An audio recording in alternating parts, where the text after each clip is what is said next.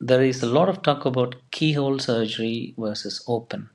Interestingly, there's a guidelines published by NICE Institute recently which says there is no difference between the two operations.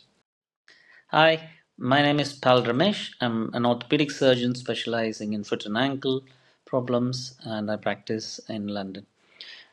Today, I would like to talk about bunion problems. What is a bunion?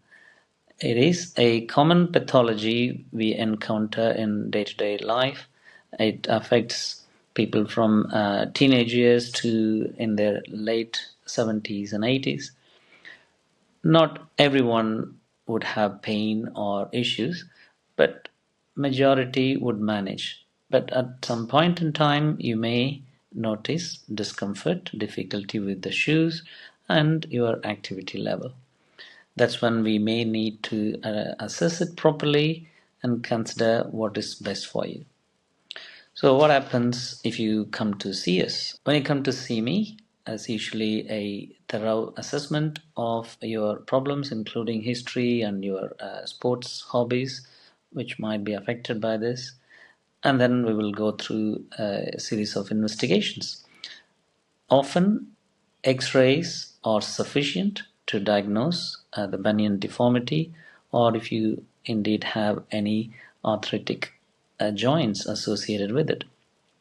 We can then go on to talk about your day to day lifestyle and how it is impacted by this issue. How do we treat it? Treatment can vary from simple observation, if it is a mild problem with small issues, to surgery at the other end. We may get away with comfortable wide shoes and sometimes insoles. People may want to use toe spaces and splints to control the deformity and prevent it from getting worse. Once you exhausted non-operative measures and you're still struggling, then we will talk about surgery. There is a lot of talk about keyhole surgery versus open. Interestingly, there's a guidelines published by NICE Institute recently which says there is no difference between the two operations. It works well in individual surgeon's hand, and that's how we had to make a decision.